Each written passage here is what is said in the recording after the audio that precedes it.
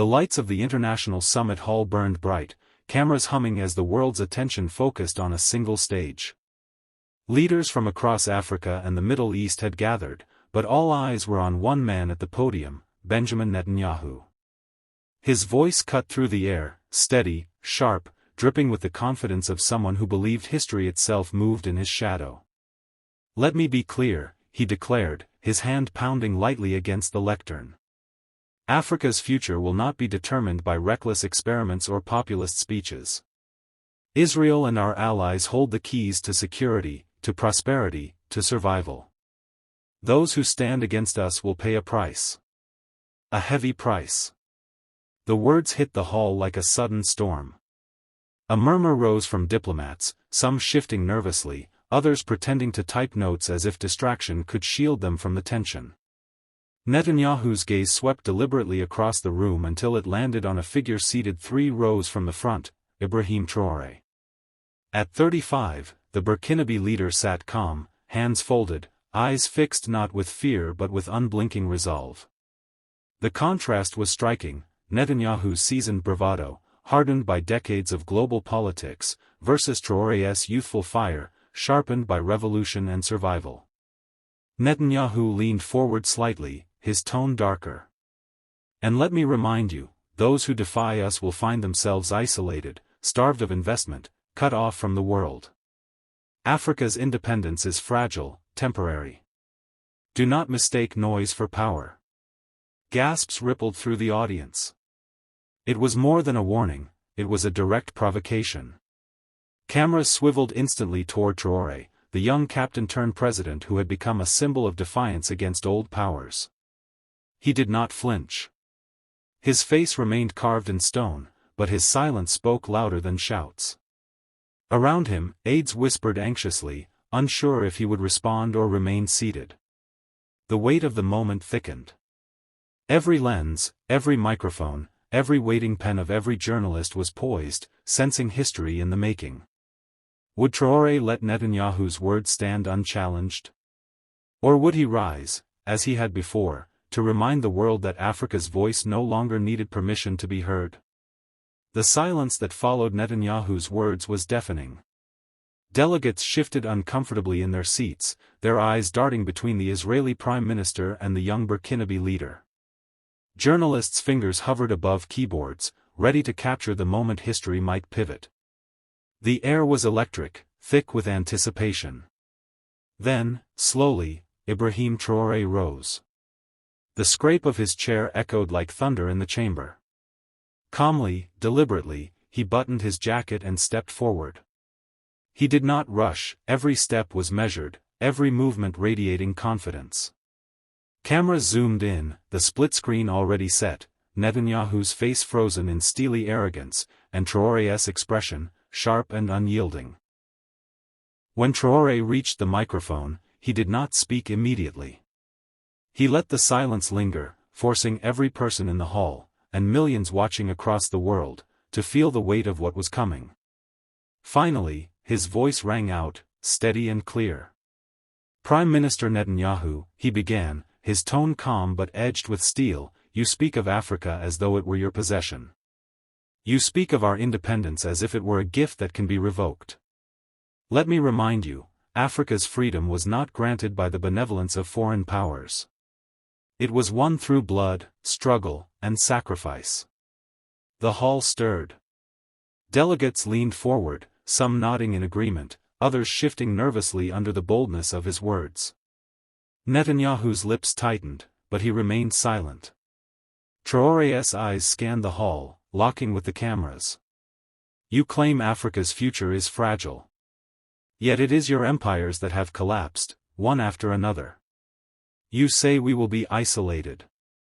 But who isolates whom, when the youth of Africa choose dignity over dependency?" His voice rose slightly, gaining force. "Threats will not silence us. Pressure will not break us.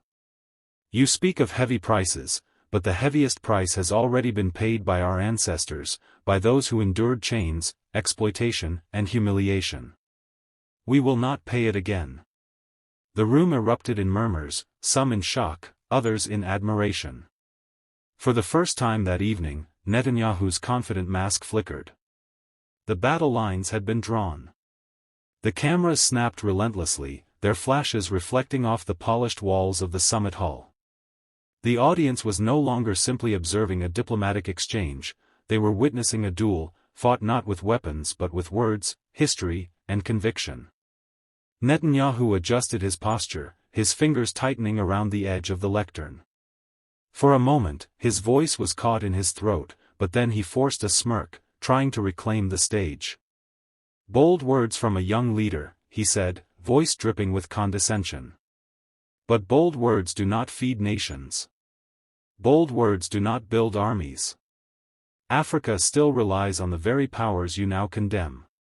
Without us, without the West, without Israel's guidance, your independence will collapse into chaos." The statement sent another ripple through the room. Some delegates shifted uneasily, but others scowled, insulted by the arrogance. Netanyahu leaned forward, his voice sharp. "Tell me, Captain Traore, what will you offer your people when your so-called sovereignty leaves them hungry and defenseless? Empty slogans?" Traore did not waver. He leaned into the microphone, his voice calm but cutting. "Prime Minister Netanyahu, you mistake dependency for destiny. You believe Africa cannot survive without your hand on our shoulder. But let me tell you, the shoulder you press down on is the same one that now carries the weight of generations who refuse to kneel." A stir of applause broke out, hesitant at first, then stronger. Traore raised a hand slightly, quieting the room before continuing. "You speak of hunger and defense as though we have not endured decades of exploitation engineered by the very powers you represent. You speak of armies, when it is your weapons that flood our lands, your interventions that ignite our wars. Do not pretend to be the savior of fires you helped set." The atmosphere shifted. The tension was no longer just between two leaders, it had spread across the hall, igniting sparks of defiance among other African delegates. Netanyahu's smirk faltered again, his confidence slowly being dismantled, word by word. The room felt like a storm cloud ready to break. Delegates whispered fiercely to one another, translators struggled to keep pace, and the press gallery erupted in a frenzy of keystrokes. What had begun as a keynote speech was now an unscripted battle for dignity, one between an old power asserting dominance and a new voice demanding respect. Netanyahu, visibly irritated, tried once more to seize control of the narrative. "You misunderstand me, President Traore," he said, forcing a tight smile. "This is not about dominance. This is about order. Without structure, without leadership from nations who understand stability, chaos will consume regions like yours. Africa cannot govern itself without guidance. That is a fact history has proven again and again." The words landed heavy, condescending, echoing centuries of colonial arrogance. A few Western diplomats nodded quietly, but across the African delegation, faces hardened. Traore stepped closer to the microphone, his posture unshaken. He spoke slowly, each syllable deliberate, like hammer strikes on an iron anvil. "Prime Minister, history has indeed proven something, but not what you claim. History proves that empires fall the moment they believe they are eternal. History proves that those who confuse exploitation with leadership leave behind only ashes and resentment. And history proves that no people remain silent forever." The crowd stirred, claps breaking out despite the tense formality of the summit. The younger delegates, especially, could not contain their admiration. Traore then turned directly toward Netanyahu, his voice sharper. "You warn us of chaos, yet it is your allies who have destabilized nations with bombs and sanctions. You claim Africa cannot govern itself, yet it is Africa that feeds your industries with gold, uranium, and oil, resources taken at a fraction of their worth. Who, then, is dependent on whom?" The hall erupted, half in applause, half in uneasy murmurs. Netanyahu's face flushed, his eyes narrowing. The battle had shifted. He was no longer the master of the room, he was being held to account before the world. The tension in the hall was no longer hidden, it was alive, pulsing through every row of seats like electricity. Netanyahu's hands gripped the podium, knuckles whitening, as though he could physically hold on to the authority slipping away from him. His voice sharpened, desperate to reassert dominance. "President Traore," he said, his tone icy, "be careful with your words. Rhetoric may excite crowds, but it does not shield nations from consequences. Africa cannot afford to defy powers that control the global order. You speak of freedom, yet freedom without alliances is nothing but weakness." Gasps echoed from the audience. It was not just a warning, it was a veiled threat. Netanyahu's eyes bore into Traore, daring him to falter. But Traore did not. Instead, he leaned forward, his voice carrying the strength of a generation tired of submission. "Weakness, Prime Minister, is believing that our sovereignty depends on your approval. Weakness is thinking that Africa must remain silent to avoid punishment. True strength is knowing that even when you threaten us, even when you try to isolate us, we will stand, because we stand for ourselves." His words reverberated through the chamber. Delegates who had sat cautiously quiet now erupted into open applause, some even standing. The contrast was stark: Netanyahu, seasoned but increasingly brittle, versus Traore, young yet unbreakable. Traore continued, his voice louder now, sweeping across the hall. "You speak of global order as if it belongs to you. But the world is changing. The youth of Africa do not look to old empires for permission. They look to each other. They build their own future with their own hands. No amount of threats can erase that truth." For the first time, Netanyahu visibly faltered, his jaw tightening, his smirk gone. He had come to intimidate, but the confrontation had transformed into a platform, one that gave Traore the chance to speak not only for Burkina Faso, but for millions across Africa watching from their homes.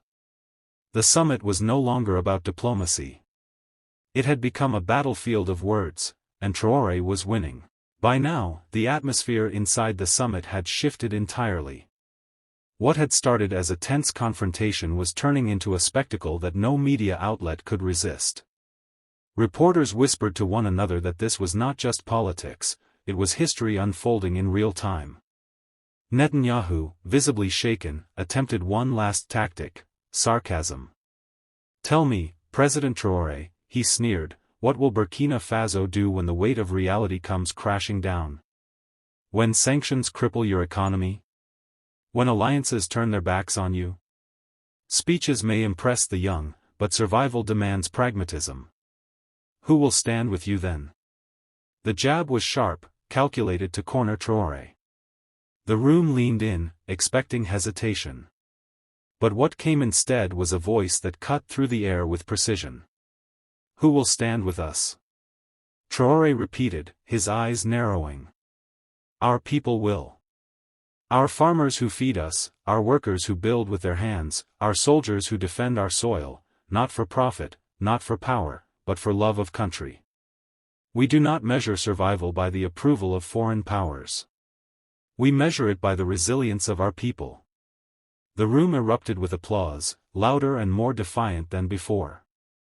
Even some leaders who had remained silent now joined in, nodding vigorously, their hands clapping in rhythm with the crowd's energy. The chamber was alive, charged with something far greater than politics: conviction. Traore pressed on, his voice now carrying the cadence of a rallying cry. "You ask about alliances, Prime Minister. But alliances are not chains. They are choices. And Africa's choice is to be free, free from dependency, free from coercion, free from the arrogance of those who still believe they own the world." The applause turned into cheers. Netanyahu shifted in his seat, his smirk gone entirely, his authority crumbling under the weight of Traore's words. For the first time that evening, the giant of the stage seemed small, while the young leader of Burkina Faso towered above, his voice echoing not just through the hall, but across the globe. The narrative had changed. Traore was no longer just defending himself, he was speaking for Africa. The hall had become a battlefield of ideas, and every delegate knew they were watching a generational clash. The older order, represented by Netanyahu's cold warnings, versus the rising tide embodied by Ibrahim Traoré's uncompromising truth. Netanyahu tried to mask his frustration, but the cracks were visible. His tone turned harsher, his words edged with desperation. President Traoré, your speeches may inspire applause, but applause does not change the realities of power.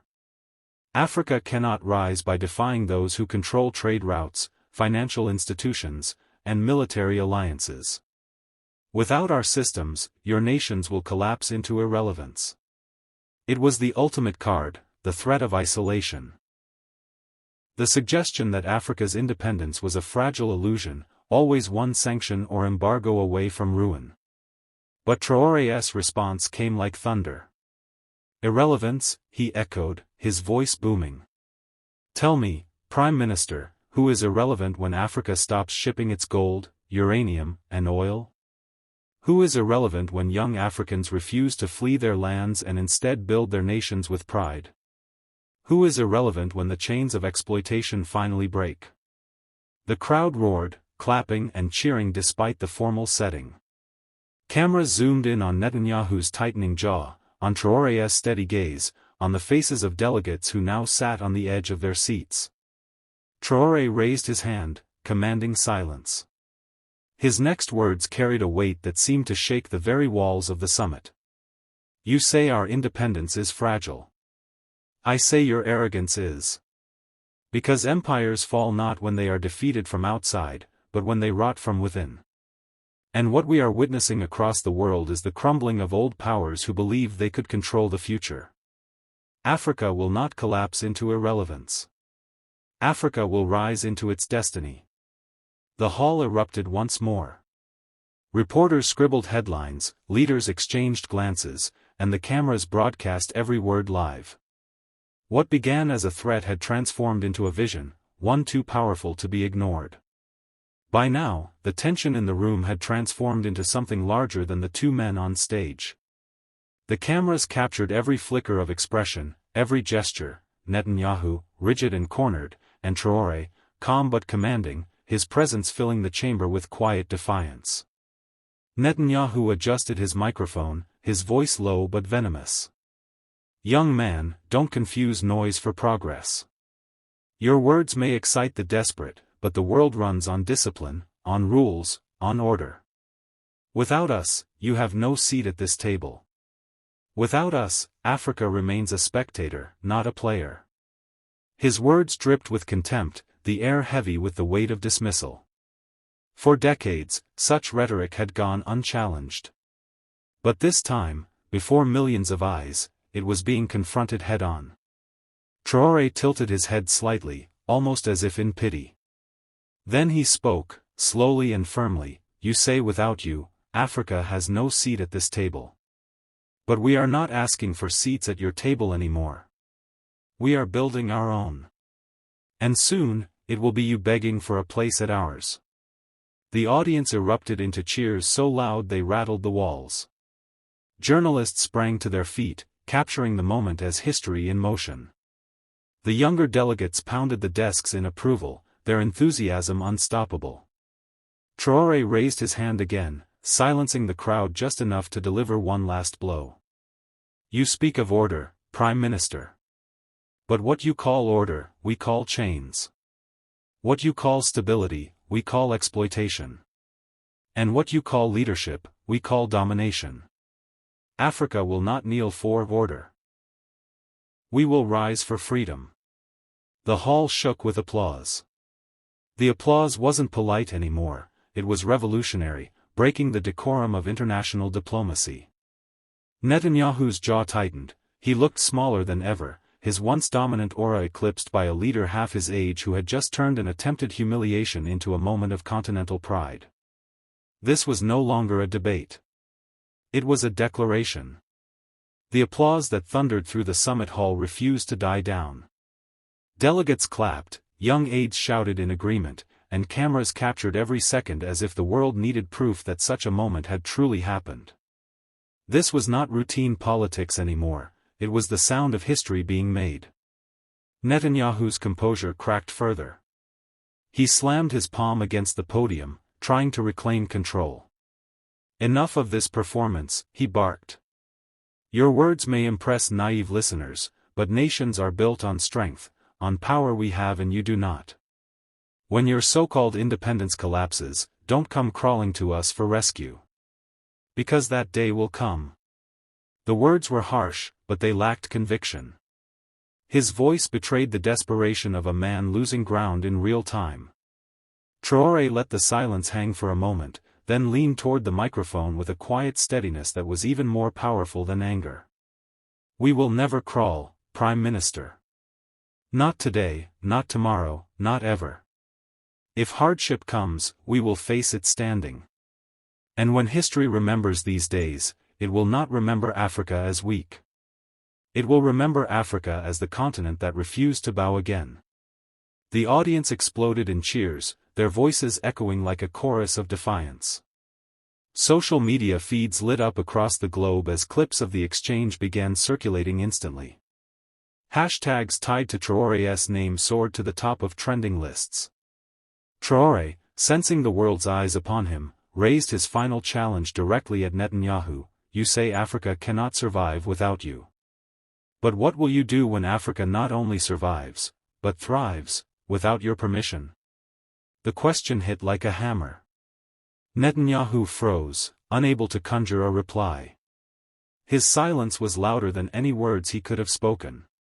For those watching, the contrast was undeniable, one leader clinging to fear, and another igniting hope. The hall's energy was transformed. The old balance of power had shifted before their eyes. The room had become electric, vibrating with the force of something far greater than politics. Delegates leaned forward, journalists typed frantically, and cameras zoomed in tight, hungry to immortalize the climax. What began as Netanyahu's attempt to intimidate a younger African leader had spiraled into a confrontation watched by millions across the globe. Netanyahu's face, once smug and unshakable, now showed flashes of unease. He straightened his tie, lifted his chin, and tried to muster one last display of authority. "President Traore," he said slowly, his voice straining for calm, "be careful. Defiance makes good headlines, but it does not protect nations. Africa's so-called strength may inspire applause tonight, but tomorrow, when reality strikes, will you still stand so tall?" The words hung in the air, but they no longer carried the weight he intended. The audience had seen too much. The balance of power in the room had shifted beyond repair. Traore's reply came with the calm certainty of a man who already knew history was on his side. "Reality has struck us for centuries," he said, his tone measured but forceful. "Slavery. Colonization. Exploitation. Sanctions. And yet, Africa is still here. Still standing. Still rising. If we could endure all of that and remain unbroken, what makes you believe your threats will be the final blow?" The chamber erupted, this time not just with applause, but with cheers that shook the very walls. Delegates from smaller nations stood, clapping furiously, some chanting his name. Even leaders who had once hesitated were swept up in the tide of energy filling the hall. Traore's gaze locked on Netanyahu for the final strike. "You threatened Africa tonight. But know this, every time you underestimate us, every time you dismiss us, you only strengthen our resolve. The age of domination is ending. The age of freedom has begun." The hall exploded in a standing ovation. The cameras caught Netanyahu's frozen expression, his silence louder than any rebuttal. Across social media, across headlines, across continents, the verdict was unanimous: Netanyahu had issued a threat. Traore had answered with history. This was no longer a debate. It was a turning point. Tonight, we witnessed not just an exchange of words, but a clash of visions.